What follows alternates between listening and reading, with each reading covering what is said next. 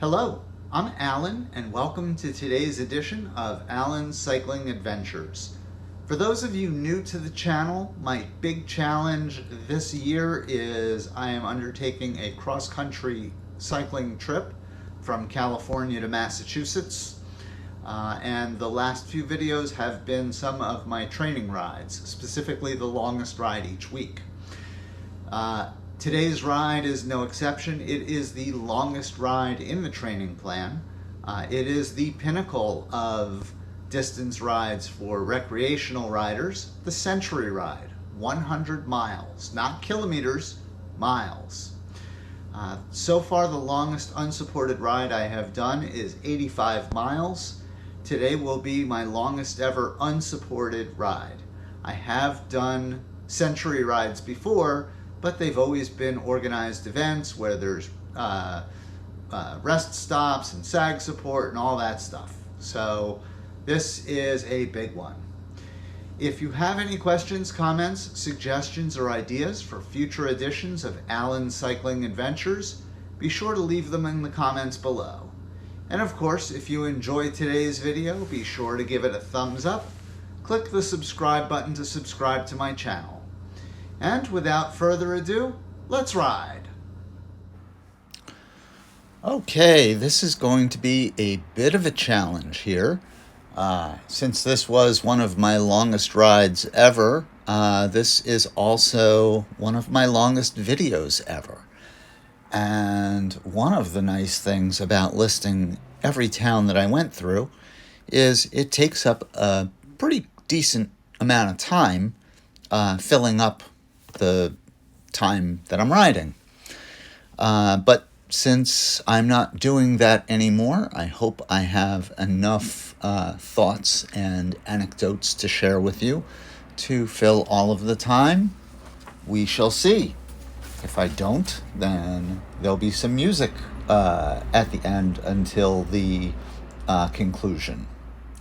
In any event, this ride took place on Sunday, March 10th, 2024.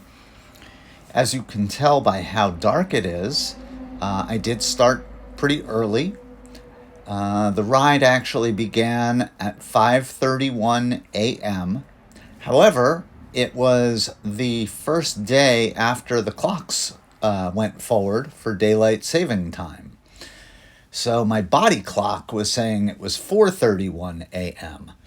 and the sun didn't come up as early as it had been recently, so it's dark. Well, this was a Century ride, pretty exciting for me. I haven't done a Century in over a year. I think my last Century may have been in 2022. Not totally positive, but definitely didn't do one in 2023. In any event, in terms of the weather for this ride, at the start of the ride, it was cloudy. It was 42 degrees Fahrenheit, so it wasn't that cold. The feels like temperature was 40 degrees Fahrenheit. The humidity was 93%, and the wind at the start, I'm going to emphasize that, at the start, was 3.7 miles per hour from the west-northwest. Early in the ride, as you can tell from the video here, it did rain, kind of rained off and on, but eventually it stopped and the sun came out.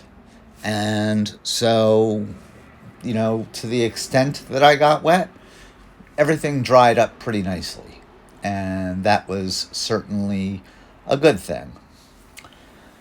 However, the wind did pick up substantially during this ride. I will speak more on that a little bit later.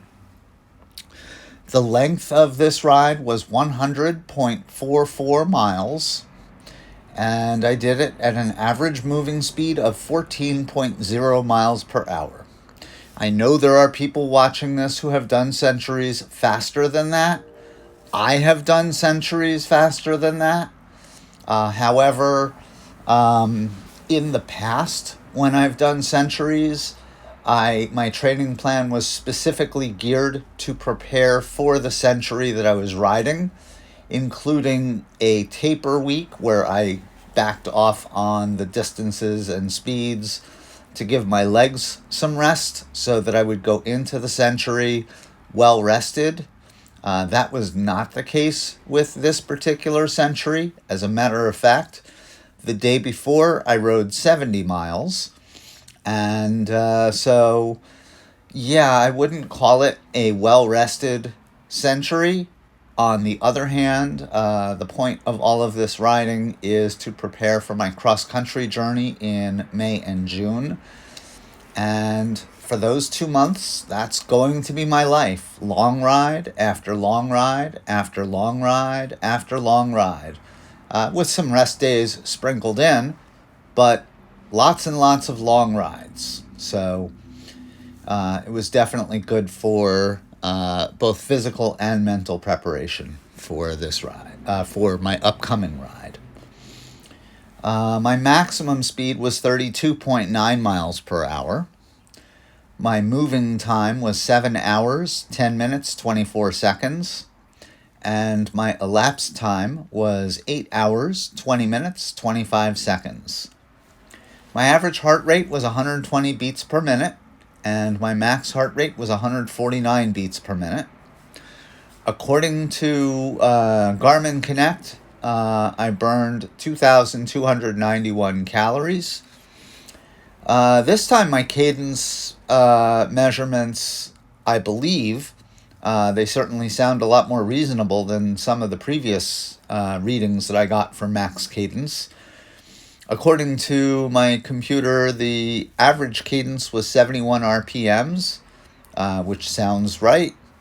And my max cadence was 113 RPM. That sounds right as well. In terms of elevation gained, Garmin uses a barometric sensor, so where it synced to Strava, I had Strava recalculate the elevation using their base map. I think that's probably more accurate. And Strava says that I had a total elevation gain of 2,900 feet. And another interesting statistic that comes from Garmin, thanks to my cadence sensor, is it recorded my total pedal strokes. My total pedal strokes on this ride were 29,844. For those of you who walk and count your steps, that's a lot of steps. My average power output, according to Strava, was 85 watts. One thing I would like to mention is, in addition to the videos on this channel, I am also keeping a blog for my journey. I've already written a couple of entries. My plan was to do an entry 3 months to go, an entry 2 months to go. Both of those are done, by the way. An entry 1 month to go. And then starting with the day that I fly out to California, I was planning on doing a blog entry every day, including on the rest days. Hopefully I'll be able to keep it interesting, keep it light, keep it entertaining. If you are interested in the blog, there is a link to it in the description. However, the address is allencoasttocoast.blogspot.com.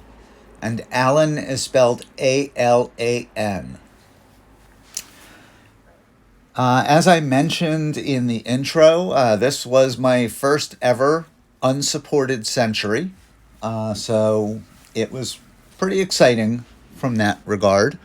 Pretty successful, too. I carried enough water. That was one of my biggest concerns. Given the weather forecast, though, I was a little concerned about wet feet particularly. A week or two ago, I did a shorter training ride in the pouring rain. And up until that point, my strategy for keeping my feet dry was, I don't care if my feet get wet, as long as my shoes are dry the next day. And so I had bought shoe dryers which worked great. But that particular wet day, I had just bought a new pair of shoes. The surface of them is perforated, which is great for allowing your feet to breathe.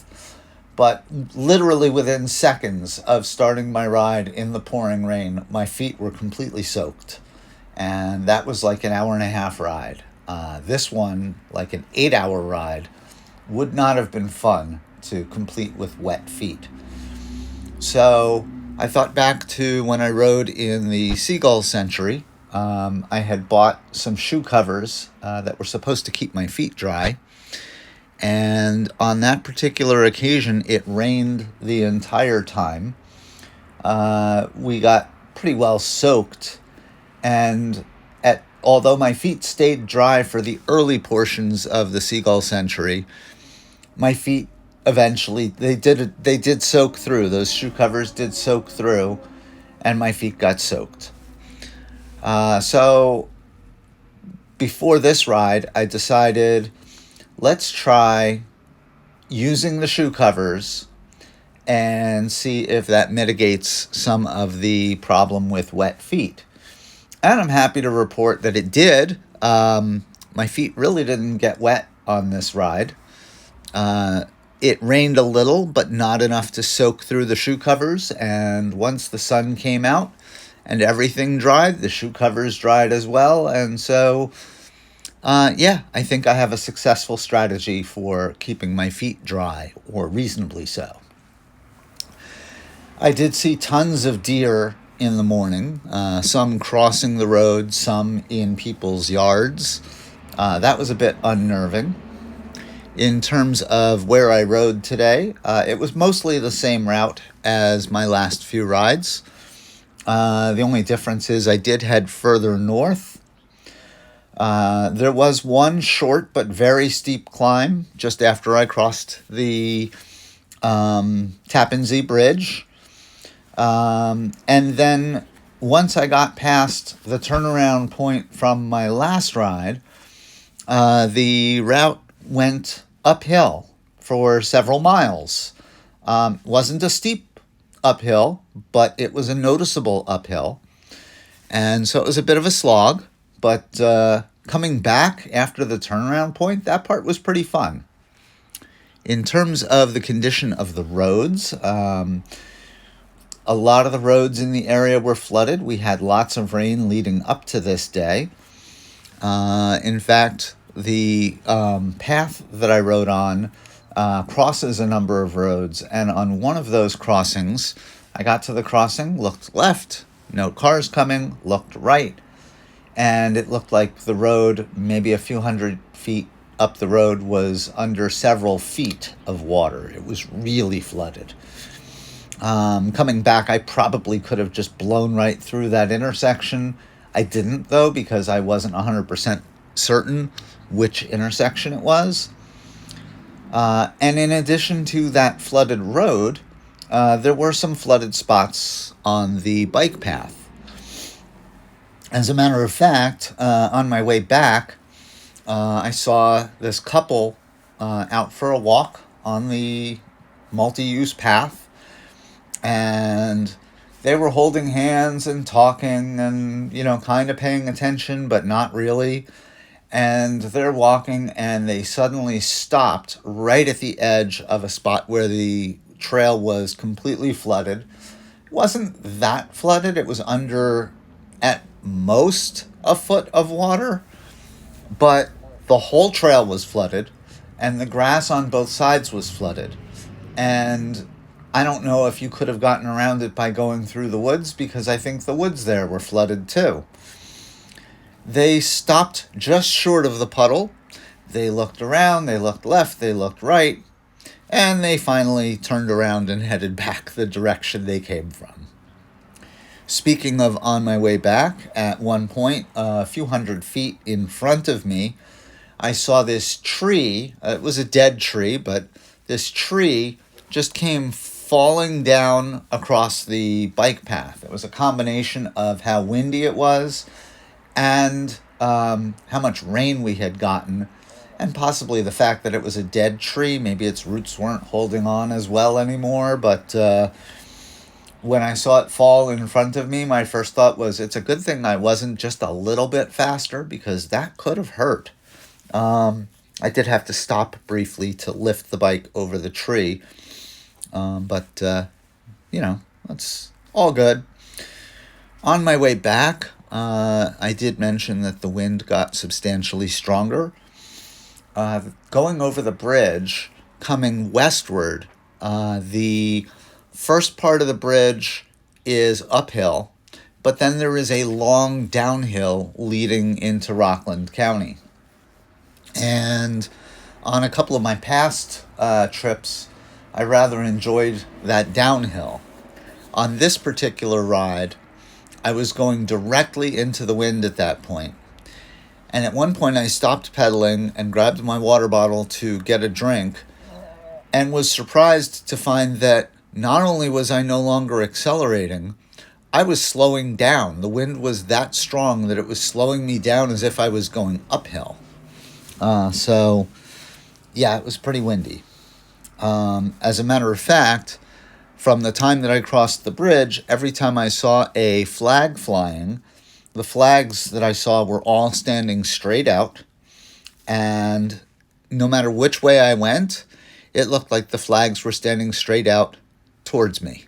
So, definitely a windy trip. Looks like I was successful in having enough to talk about, because from the video it looks like I am getting back to the Fairlawn area. And so I hope you enjoyed the video. I just have a few more words to say at the end. So enjoy the rest of the video. Well, that was another successful weekend in my training plan. 70 miles yesterday, 100 miles today. That was my first century in over a year. It wasn't my fastest, but the last time I did a century, I trained specifically for a century, including tapering the week before so that I had fresh legs. I did not have fresh legs today, so I'll take it. On the cross-country trip, that's what it's going to be like. Long ride after long ride after long ride, so I have to get used to it. Well, I hope you enjoyed the video, and until next time, stay safe out there.